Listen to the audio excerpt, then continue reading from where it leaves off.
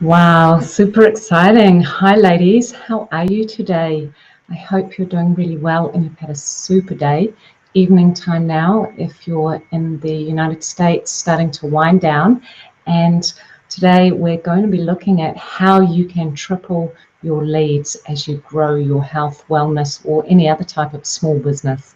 Hi, I'm Kimberly Sumner.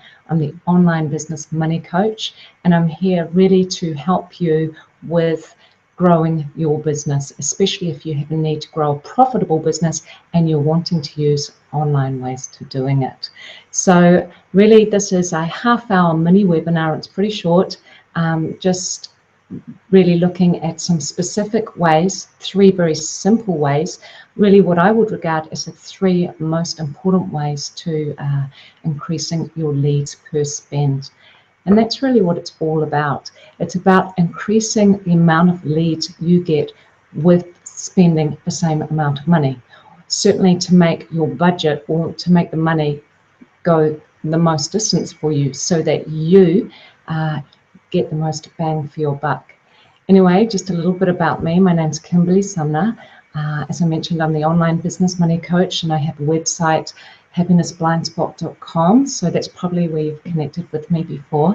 I'm doing this webinar from New Zealand, where I live on the other side of the world, although I do have quite an American connection. My mother's from New York and I have lived there for various stages of my life, but right at the moment and recently I've been living with my family in New Zealand, and I'm sharing what I've been learning over the last few years as I've been growing my business. I'm wanting to share some of my mistakes so that you don't have to make them, because I know for many of us we're trying to grow these businesses and sometimes we're stuck on where we need to put our energy for maximum impact. So I want to share some of the ways that we can really address for you how you can triple your leads while spending that amount of money, your budget that you've got. And I'm going to walk you through in this half-hour session. I'm going to walk you through sort of a 15-minute slide presentation, and then if you have any questions, there's sort of 10 minutes for some Q&A. I'll help you ask I'll be there to answer your questions and support you with the specific sort of problems or challenges you might have.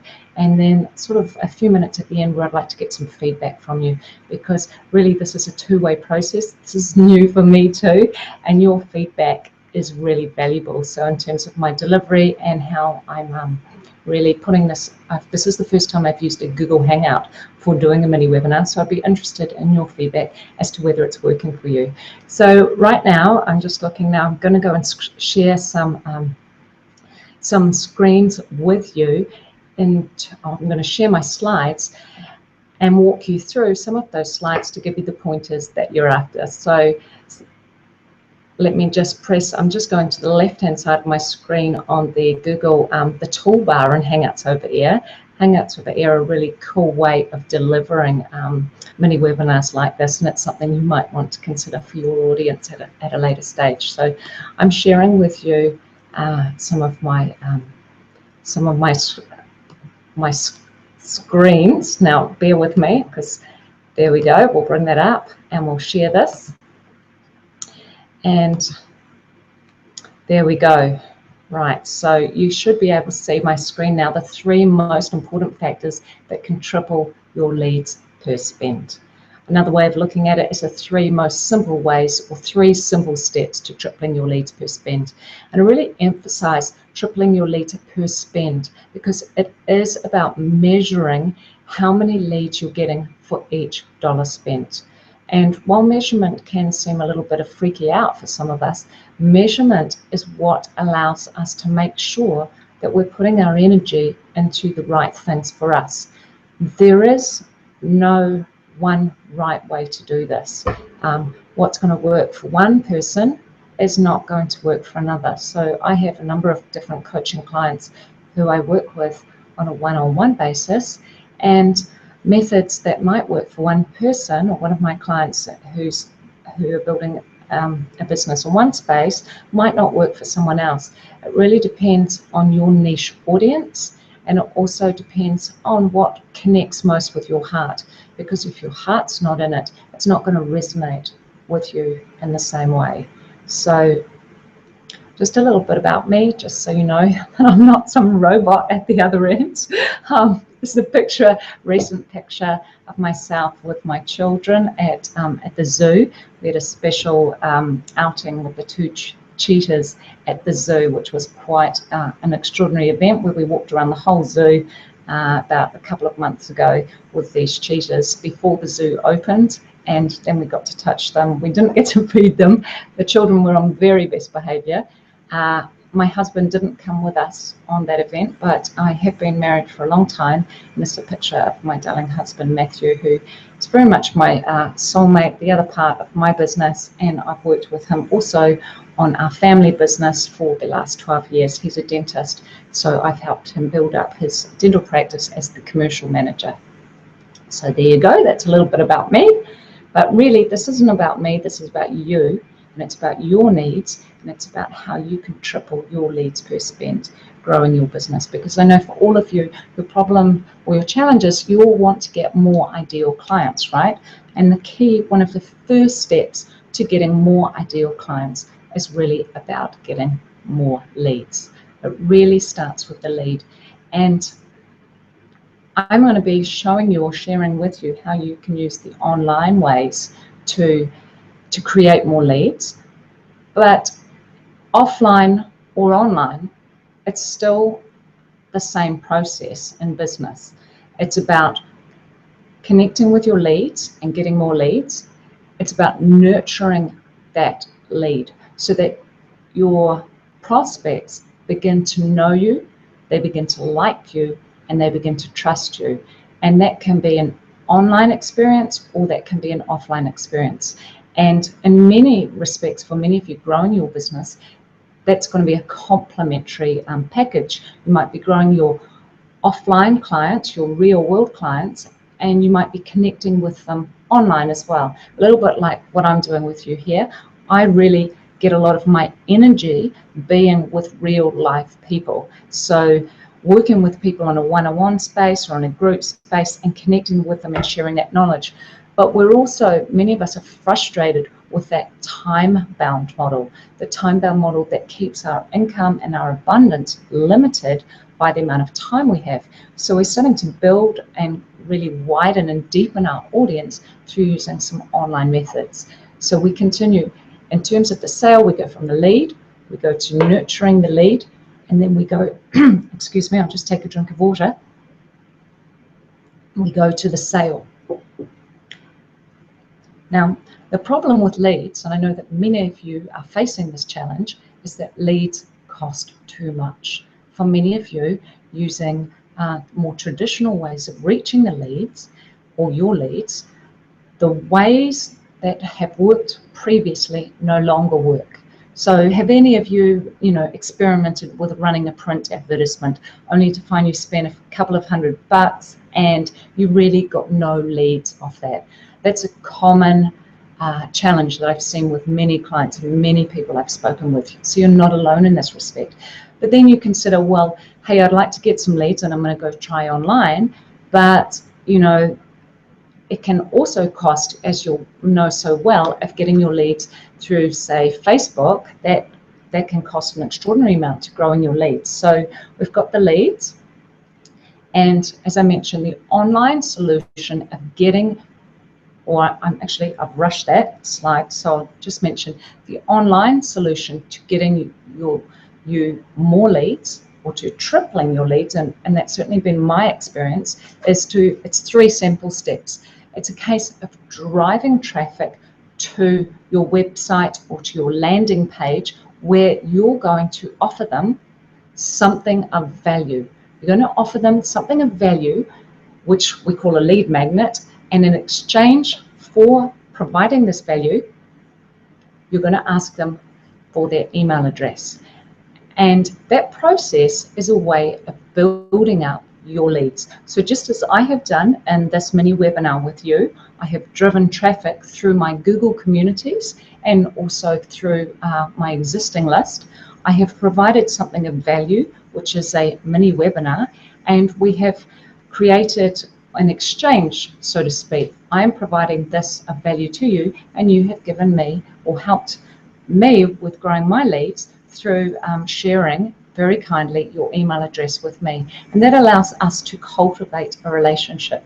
So that essentially is the 3 simple steps of an online solution. So, given that, what can get in the way?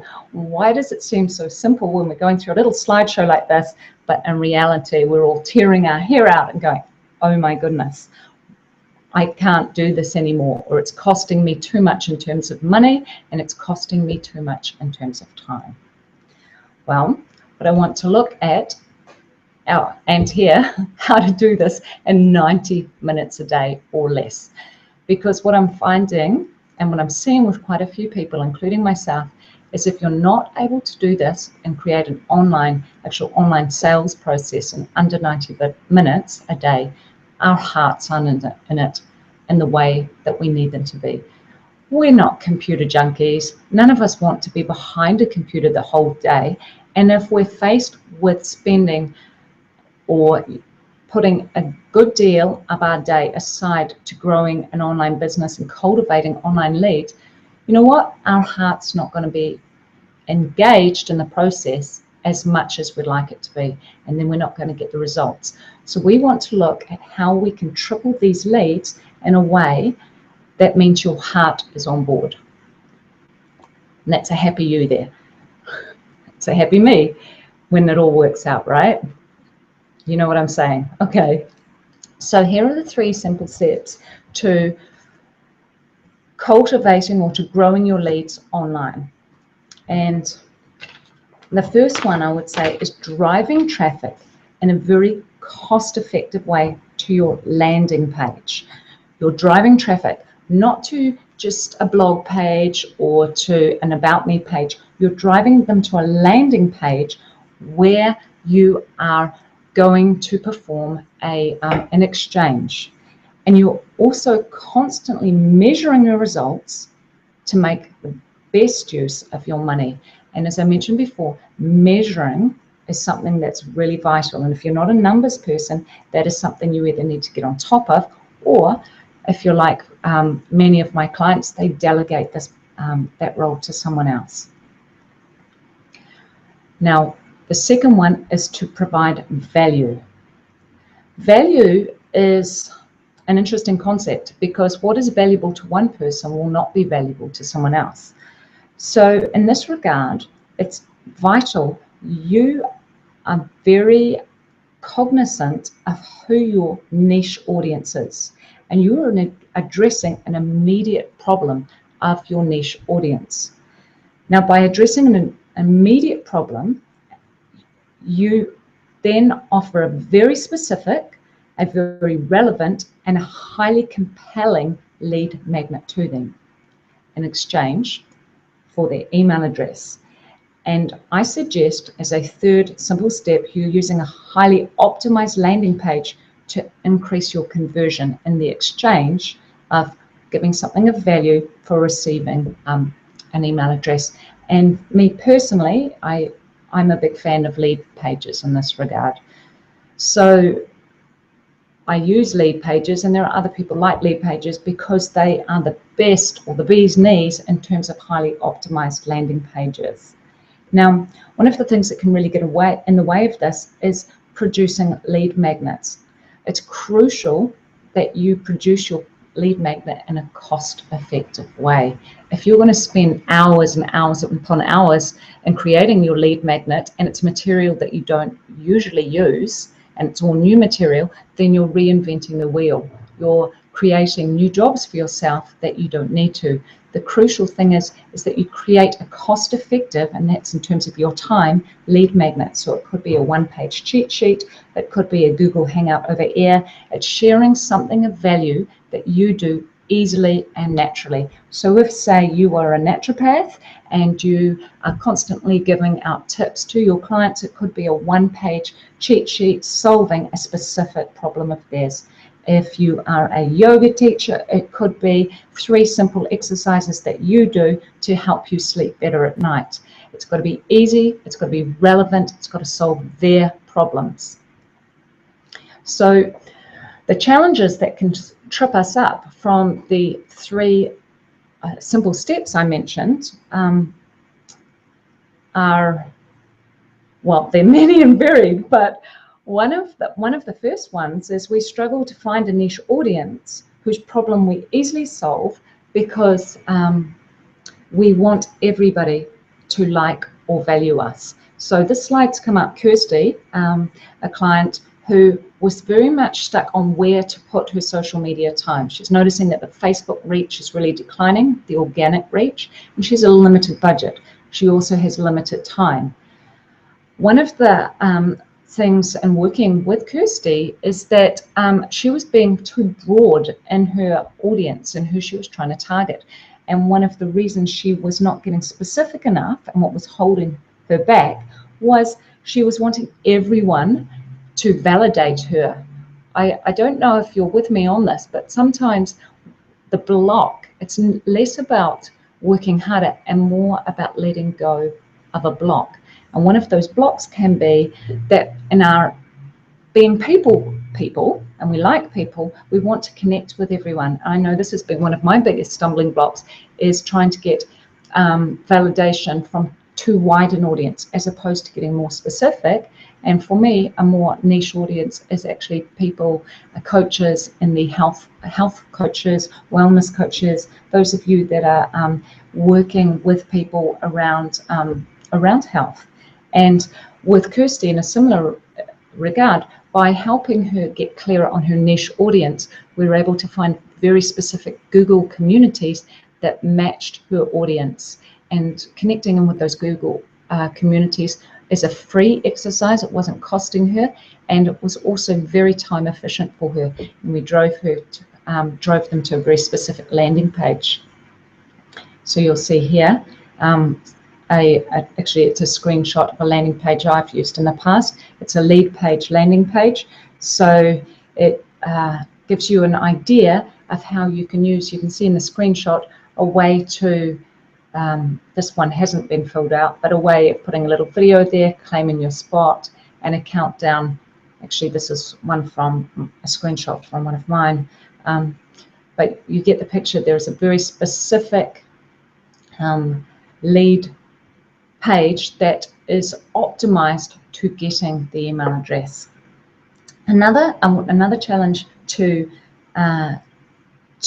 tripling your leads per spend is not getting feedback from your audience on what is really relevant and what they value, because we judge ourselves too harshly by what's not going right. So in this case, the client Ashley, I'll talk about Ashley, very shy of getting feedback, and by not getting feedback, she was putting a lot of effort into creating a lead magnet that was cost too much with her time and was not relevant to her audience. As a result, she was driving people to a landing page and they were not converting. So she was not getting the lead because what she was providing was not valuable to them. She hadn't asked her audience what was valuable to them, and what she was creating for them was too time intensive for her. And when it's too time intensive and it's not an easy thing that you can create for your audience using something that just comes really naturally to you, again, your heart's not in it the same way. So with Ashley, we looked, with Ashley, one more challenge was being very overwhelmed with the numbers. But I'm jumping ahead of myself, so I'll take that away. So what we did with Ashley was making sure she was building feedback into her, really the time in her week, getting a lot more feedback from her audience as to what was valuable to them and really what they wanted, and how she could meet their problems in a very specific way. And for Ashley, that was just overcoming the fact that sometimes people give us feedback we don't want to hear, but that doesn't mean it's wrong. All feedback is good feedback, and it's really about learning to ask for feedback in a way that sets you up for success in respect to asking people what is going right before you ask them what they might change. And then when you're creating what they value, making sure there's also an overlap with how you can do it really time effectively, and so that you're not spending too much time creating it. And the other thing specifically with Ashley was feeling overwhelmed with the numbers. And I know this is a challenge for many of you. What should I measure?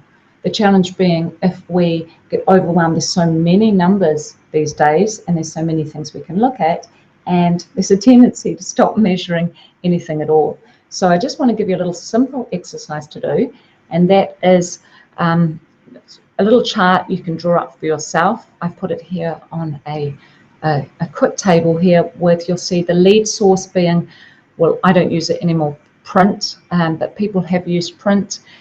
Networking, a lot of people use networking, and then I've got sort of 3 social media platforms. So really you want to be looking at the cost in terms of the dollar cost, and the cost also in terms of time.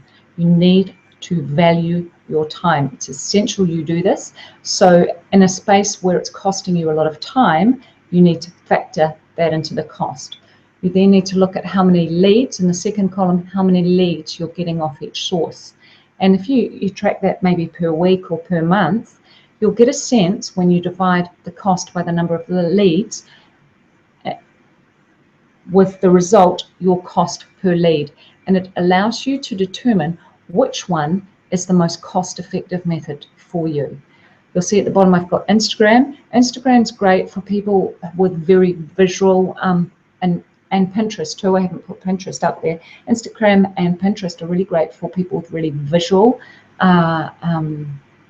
so people doing yoga poses, or people that might be sharing platters of food that they're creating.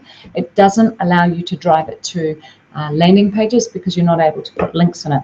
But again, you'll see in my final column, you need to sort of balance your cost per lead with the like factor. So some of you are going to have a natural connection with Facebook a lot more than you would with Google+, or you might really love Instagram. And like factors are really big balance to this, because it's all about mixing heart and head.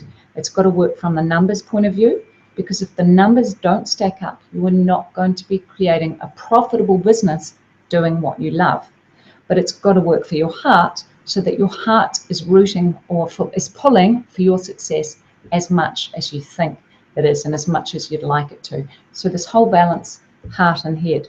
So I'm going to exit out of this screen sharing, and just see if I've got any questions, because I know a few of you did have some questions.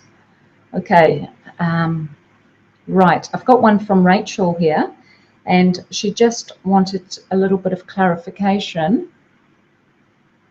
What's that? A little bit of clarification on how time is factored into the cost per lead. Rachel, that's an excellent question. I think the best way to do that would really factor in what your hourly rate is. If you are creating if you're, say, spending 3 hours a day on, and ideally you're not, but if you were spending 3 hours a day on one piece of social media, or sort of getting print ads out, ideally you're not doing that either, but sort of whichever area it is for you, you need to value your time. So let's say it's 3 hours and your hourly rate's $150 an hour, you need to factor that in. If it's someone and you've made the smart decision to delegate and you're using someone and it's costing you $30 an hour, you need to factor in their time. So the cost includes the cost of marketing it on Google Communities. There's no cost there. Same with Instagram, but you might be paying on Facebook. You'll be paying perhaps to promote a post. So you would add in your hourly cost in terms of your time, and you would add in the actual marketing cost to get your total cost, and then you would divide that by the amount of leads. So, yep, that's a good question. I hope that provides some clarification. Just looking over here. She's wondering, won't a niche audience limit where we're going? That is such a great question. And Stephanie, that's probably one of my biggest blind spots. It's the thing that's tripped me up the most, is thinking that the audience needs to be this wide to increase our leads. But actually, by becoming more specific and being much more focused on a particular group whose needs we meet, and we connect with this audience easily and naturally, and we enjoy connecting with this audience, it's far more likely for us to get more leads. So actually, just looking at something here, the factors of your niche audience, and something you might want to keep in mind. I guess I would consider maybe you like them. As I mentioned, you enjoy working with them. You add significant value to them. So there are some people you're going to add a lot more value to than other people. And by being able to add significant value, this makes you a good match. And also what's particular, or what speaks to a niche audience, is they recognize this value you provide. They're willing to pay for it, and they want to shout about the good that you do to the rooftop, off the rooftop, to all their friends. And very importantly, of a niche audience, you can access them easily and cost effectively. So if they're a perfect audience to you, but accessing them and connecting with them is really, really expensive, cut it. It's not a niche audience. You need to find one that you can connect with cost effectively, because if you can't manage your costs, you have very limited flexibility for growing your business. Managing your costs and making the best use of your money and the best use of your time is what allows you to share your gift with more people, to share your gift with the world, and to create a profitable business doing what you love. And that I believe is what it's all about. One more here on, just it looks like a last one. The best way to ask for feedback. I think I alluded to it before. It's about doing it in a way that you feel comfortable, and if you're nervous about asking for feedback, and it's certainly one that you get more practiced at, and it's certainly something I've needed to work on, it's about going to your audience and asking them, it might be a choice, would you prefer this or would you prefer this? Which one is more valuable to you? If they give you a compliment, it might be saying, oh really? That's really nice of you to say that. Would you mind if I shared that with someone? Or if once they've given you a compliment, you might be in a really good space, and you might be feeling they are someone that is going to support me and giving me some clarification on whether what I'm doing, if I need to tweak my offering or my lead magnet. And I think the key thing with feedback is making sure you're asking the right people. So don't go and ask everyone. You're going to end up shooting yourself in the feet with just too much information. And the really important factor there is asking for feedback from ideal clients. So you don't want feedback from people who are not your niche audience and your ideal clients. That feedback is not so relevant to you. You need to go to your niche audience, the clients you like and value, and they like and value you, and ask them for feedback.